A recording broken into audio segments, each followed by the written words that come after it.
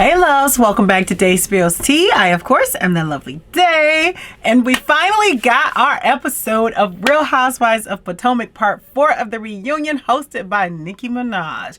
And I gotta say, it was sexy up in there tonight. It was a lot of sex talk going on. Before we jump into the review, go ahead and hit the thumbs up button. Do your part for the environment. Like, hit the thumbs up button. It shows me love. It encourages me to keep going. Make sure you drop down and leave some comments below. Let me know your favorite parts of the reunion. How do you think Nicki did? Do you think this might be a regular thing moving forward? That would be kind of dope. If you haven't subscribed already, go ahead and do that. Ring the little bell. That way you get notified every time I post a new video. And now let's go ahead and jump into it. So as the show starts, of course, Nicki's first line of questioning is to Ashley. She wants to know, did you lug your breast milk up to Williamsburg just so you could get it popping with Wendy? And of course, Ashley denies it. And Ashley is talking about everybody was giving her a different story. Who is everybody? You talked to Giselle multiple times, and then you went and talked to Wendy, who it's about. So what is this? Everybody was giving me a different story. That was such a BS response. Ashley, you were trying to carve out a role in this season, and that's fine. Just admit it. Like, there's no reason to really keep denying it or whatever. Anyways, so Nicki goes on to say that she noticed this season that there was some additional sexual chemistry between Robin and Juan. And I want to ask Nicki, when you seen that? Because I didn't see that. I saw early on in the season, he flat out was telling her that her behavior was unattractive. He was, criticizing her about the way she's dealing with the kids. Then later in the season, we see them fighting about him being around for the kids and all of that. And we see him driving off on her. I didn't see where there was sexual tension. I see where there was conversation about having another child.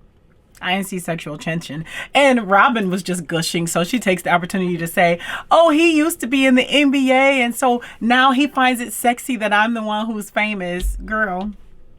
Okay, sure.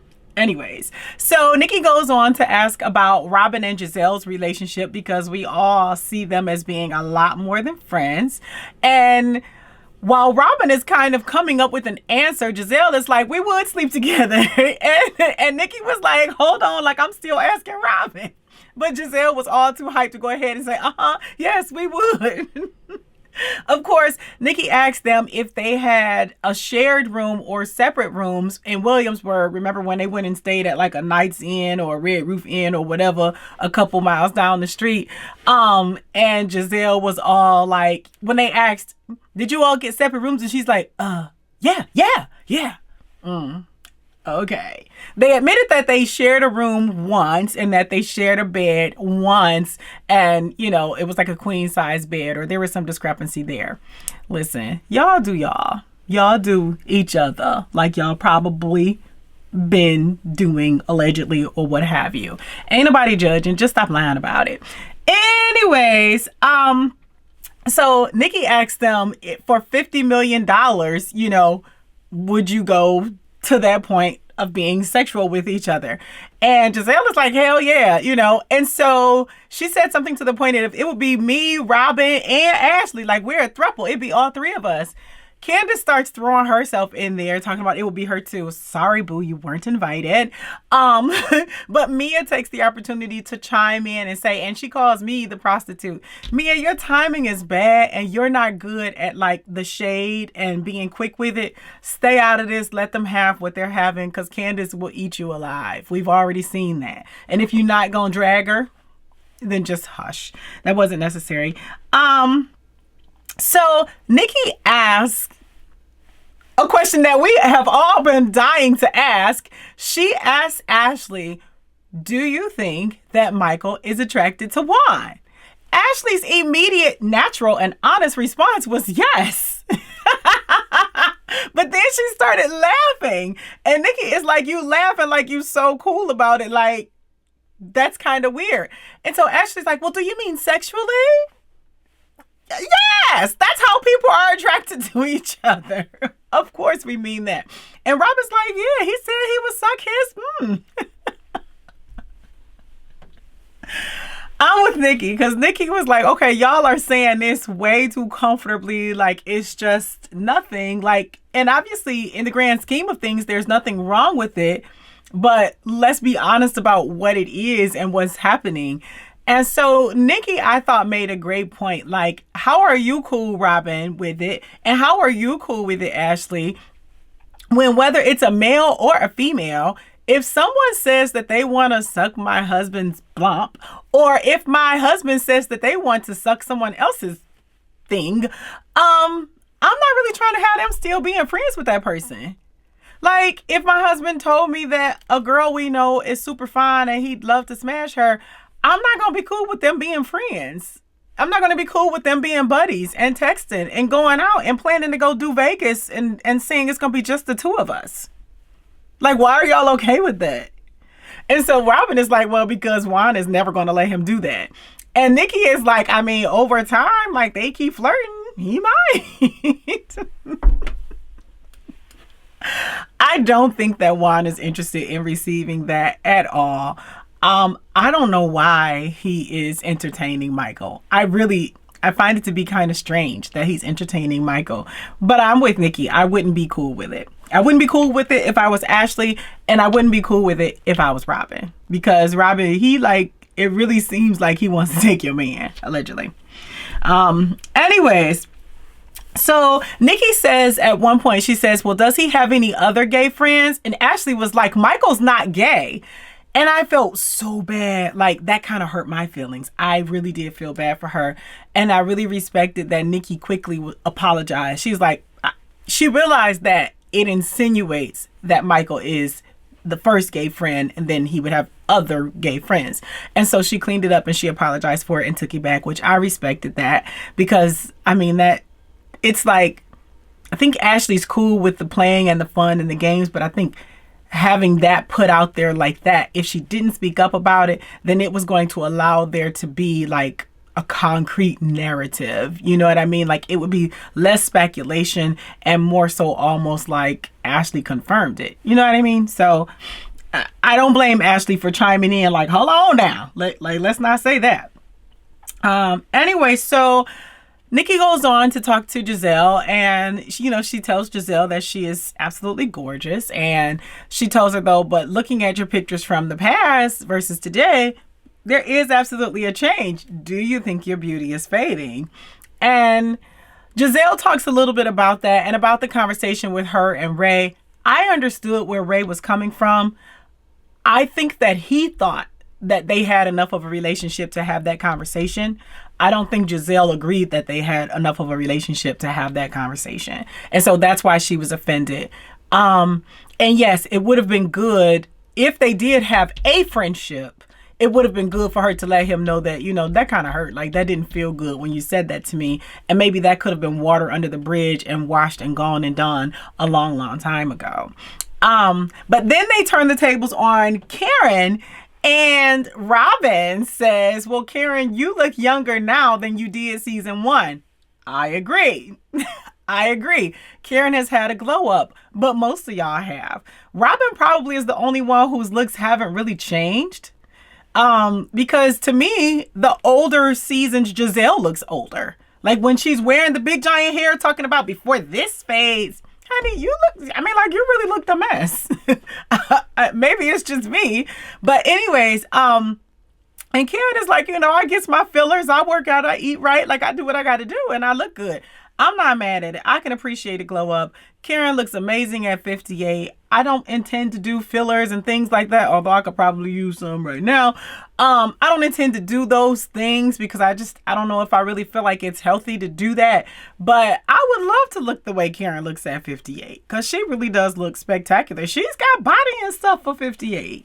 So anyways, yeah, so then Giselle also talks about the fact that she actually helped Jamal build his original church, which I think is really, really cool, and much respect to her for doing that, because whenever you're building something from scratch, from ground up, there is so much work and so much sacrifice from the home life that goes into that for everyone involved. And if that was happening while she was having children and all of that, I can only imagine how much work she actually had to put in. So salute to Giselle for having put in that work there.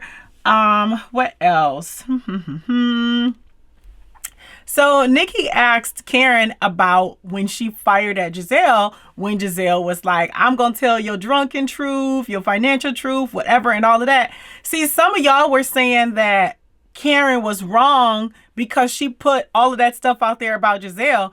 But I still feel like she did exactly what Karen said. You was coming for me, so I fought with what I thought was equal ammunition to get you up off of me. So what did she do, though? She got up off of her. Giselle didn't spend the rest of the season trying to spread no stuff about Karen being drunk or nothing like that. She let it go. She let it go. So it worked. I don't think it's right to repeat things like that when you don't know that they're true or when you know that they're not true. And I think that Karen was just caught off guard and she just said some foul stuff. I don't think she was right for saying the stuff, but I understood, if that's a thing. Anyways, Nicki says that, back to the sex talk, Nicki says that she believes that Karen knew what tossing salads was and teabagging and all of that. And I think the other ladies believed that Karen did not know. But of course, when Nicki says she thinks that Karen knew, all of them raise their hands and say that they think she knew too. Y'all didn't think that. Y'all didn't think that at all. But I love the Grand Dame's response. She's like, I ain't never had to work that hard for a man. Tell him, Karen. I ain't got to be doing nothing nasty like that. No disrespect to y'all who do that. I ain't got to be doing nothing nasty like that to satisfy no man. Are you serious? No. There are so many other talents, okay? So many. So, and then when they asked her, has it been done to her? And she's like, none of your damn business. That is the Grand Dame, and I love it. So then Nicki brings up Mia and Mia's mom, and she tells Mia that her scene with her mom talking about her childhood and things like that was one of her favorite moments. It was a really, really great moment. And I hate that it got hidden and like forgotten about as the season went on, because it really, really was a great moment. And although Mia has her flaws, that scene definitely gave us some insight into some of her flaws and how she is. Yeah, when Mia's mom said, ooh, this girl get on my nerves because she acts so much like her father, that hurt me when she said it. When I first saw that episode, I was just like, ouch. Like, you're begging for your mother to love you, and she's basically telling you that as a child, she couldn't even like you because you look like your dad or because you act like your dad. And that's so hurtful. I agree with Nicki that at some point, Mia needs to have that conversation with her mom, that you can't continue saying things that hurt me. But I love that Mia is willing to bear that pain because she understands that where her mother is right now, it's more important for her to allow her to heal than to start addressing those other things. I think if Mia feels like she's strong enough to deal with that pain for the sake of her mother healing instead, then I think that that's really, really beautiful. And I wish them both the best as far as that goes. So Nicki asked Mia about her clitoroplasty. Like, did it enhance your climaxes and things like that? Like, is it a utilitarian type thing, or is it just for the aesthetics? And if it's just for the aesthetics, then what kind of nonsense is y'all doing? And so Mia's like, well, we get very, very freaky and all of this and everything. And I thought that moment was really, really funny and very, very cute and lighthearted. But then she asked Mia about, well, do y'all have like menage a trois and all of this? And so Mia brings up, they talk about how Mia picks the women and all of that. And she's like, I pick, unimaginably beautiful women, so on and so forth. Listen, if that's what y'all do that. It ain't really for me, but my hat goes off to you if you and G are fine with that. So Nicki brings up the point that Mia, Karen, Ashley, all of them married these older men. And so she's like, is that the new wave? And I love how Mia was like, it's the whole freaking ocean. I think she really, really loves G, and I love that. She asked them, if you had your own 100 mil in the bank, would you still have married him?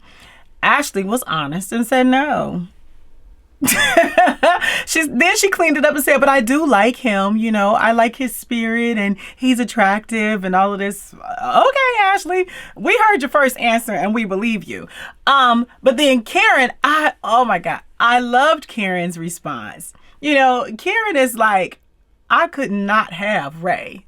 And what did she say? He moved my soul when I met him. I was like, okay, Karen, listen, you could be real all you want to be, Ashley.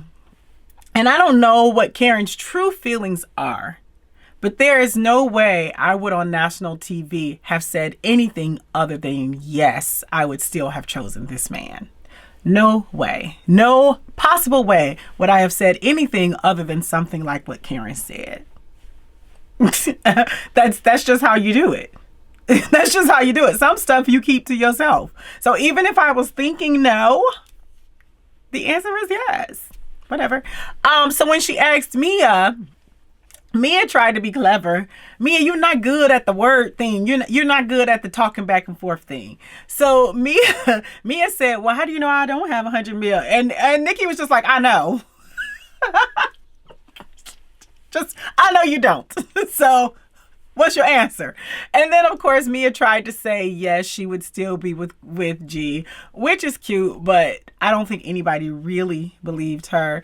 And then she claimed that even if she had 100 mil in the bank, she would have still been dancing in the club, which nobody believes that, honey. We don't. I did like, though, when she was like, you know, I've thought about it. It's better than dealing with these hoes.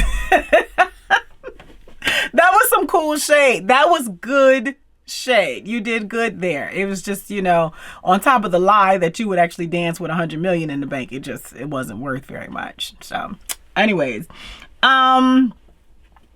so Nicki asked Mia, what does she get out of another woman's husband finding her attractive? I didn't really like the question because I don't think it was a question of Mia liking Eddie finding her attractive, allegedly. I think it was just that she was pointing to the fact that Wendy wouldn't even allow him to have an opinion on other women. So it's like, you don't want him to be able to say that he finds a girl in your friend group attractive. And she's like, but the fact of the matter is he might. He couldn't even look me in the face when he met me. You know what I mean? So I don't think it was a thing where, her man is looking at me. No, it wasn't that. I don't think it was that at all. But I loved that Nicki pointed out and agreed with something that I said when this all happened, was that Wendy played herself in that moment and definitely showed how insecure she truly is when it comes to her man and her marriage. You played yourself. So of course, Wendy, she had to do her normal Wendy-ness and pop all off. She's the only one during the whole Nicki Minaj exchange that got all loud and seriously angry and upset. And here she goes doing her thing again, all unnecessarily. Honey, nobody is trying to take Eddie, okay? None of these women, at least, are trying to take Eddie. You should probably focus on, you know, the booty bottles or whatever that Nicki is saying that he was following. So Nicki brings up the idea that she thinks that it was kind of odd that Wendy switched from being a CNN commentator, which I believe she's still doing that, to trying to sell these candles. And she brings up the idea that Eddie was following all these booty models and everything. And she's just like, and I figure you the type of controlling sister where you all up in his social media. So like, how did he even get it past you? And I thought it was funny that she assumed that about Wendy, because I think we all assumed that about Wendy. I mean, when they played the game, she was telling him what he could and could not write. You know, you can't put nobody's name on the paper or whatever. It was a mess. Anyways, so Wendy claims that it wasn't true. I don't know if it's true or not. I don't care if it's true or not. I don't even know why anybody cares if men look at these booty models or whatever. They're not getting them. Like, this is, let them have this little fantasy, honey. Let them double tap on the little pictures. Whatever. They're not trying to make a home with this chick. They're not trying to, they don't even stand a chance. Like, honestly. them little girls be like, you know, whatever. I'll leave that. That's a whole nother subject for a whole nother video. Anyways, so Nicki asked, were you getting your butt done because he was following the booty models? And Wendy says no, because her butt still does not live up to those. You're right. But Nicki is like, okay, because when Zaddy, talking about G, was doing all of the tongue rolling and all of that at Karen, you went to dropping it low and all of that and everything. Wendy dropped it low so many times this season. Like, she really, really is trying to like channel this inner thought thing that's really just not working for her, but she really, really is trying. Anyway, so I thought that was actually really, really funny that she called her out on that. That, honey, you want to be that which you are attacking for Mia for having been. Whatever, y'all gonna attack me for saying that. So then she moves on to Candiace, and she starts asking Candiace about checking Mama Dot. Like, you let Mama Dot say all kinds of crazy stuff about your husband, and you didn't check her on it. And Candiace says that she did check her, and she starts doing the tissue thing again. And Nicki's like, well, tell us what you said. And Candiace says, I don't want to disrespect my mother on national TV. I feel like that was BS. I feel like you didn't check your mother. I feel like you're afraid of her for whatever reasons, and you're letting her run amok, and you're not standing up and defending Chris to her. That's my belief. I might be wrong. But just like I said in my last video, I can't recall a time where Candiace ever tried to shut down any false ideas of Chris and his financial situation. You are not standing up for your man. You are not defending him in the way that you should be. As much stuff as people say about Chris, she's never had the reaction that she had when Ashley mentioned her mother. Never had the reaction that she had when Mia went up and said something to her mother. It was about Chris, but still, the point is that you're never defending him in the way you should. And honestly, she wasn't as pissed about Mia's comment asking about Chris as she was about her calling her video low budget. When do you fight for Chris?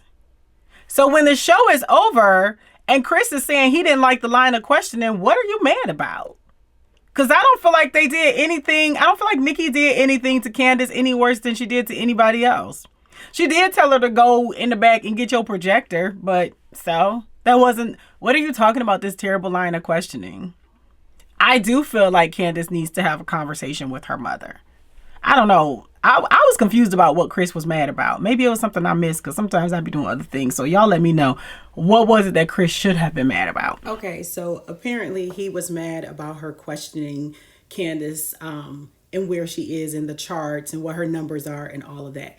I don't feel like that was shade. I feel like that's stuff that she should know, and she should want to talk about it on a public platform like the Rhop reunion. But who am I? Anyways, so Nicki tells her that she likes the song Drive Back, and it's a cool little song. I haven't listened to any of the other songs. Maybe I did. I don't know. I don't think so. I definitely haven't downloaded, and I definitely haven't listened twice. But I thought the Drive Back song was kind of cool. But so Nicki asked her to sing, and you know, production made it as though Candiace was afraid to sing and she wanted to do a gospel song, which I thought was stupid. That's not what you do if you're promoting an album. Do something from the album. Seriously. So finally she does sing. And honestly, she did better than I've ever heard her do. I thought she did really, really great. So much so that Mia couldn't even hate on her. And Mia was like, I'm going to download the album, which was cool. It was fine. But I really, really thought that Candiace did an amazing job in those couple of moments when she sang for us. And she should be really, really proud. Chris should be really, really proud. And he shouldn't taint that moment with being upset and trying to flip out about nothing. That's just my thoughts.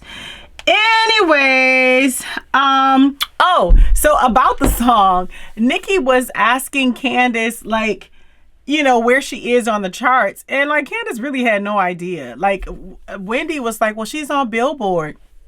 I know people had previously looked for Candiace on the Billboard charts and couldn't find her, but she's saying that she was 24 on the R&B charts, honey, and number 4 on iTunes. when Aaron, House of Aaron, I like House of Aaron. I don't get to watch him as much as I used to, but I really enjoy him. He was looking for it. I believe that's who I was watching. Yes, and I don't think he was able to find her on no charts, but she says she's on there. So, congrats. And I like when she was saying, I have 500,000 streams. And I feel like Nicki was like, that's not that good. Like in her head. And like, but I'm not going to crap on your dreams. And the ladies kept asking, is that good? Is that good? And Mia's like, that's terrible.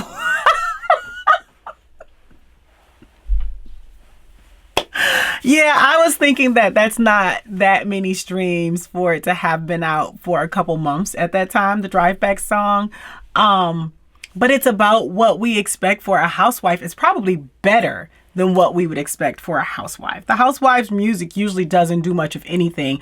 I would say Candiace has probably made the most successful venture into music of any of the housewives, unless you count, you know, the career that Erica Jane was paying for herself on Real Housewives of Beverly Hills. So I think Candiace really should be proud, and I think she actually should keep pressing forward, because I think that a lot of her fans actually really, really do like her music. It's not necessarily my type of music, but I'm a little bit older, but I really don't think she should quit. So anyways, that's my little 2 cents. Thank you so much for watching. Bye.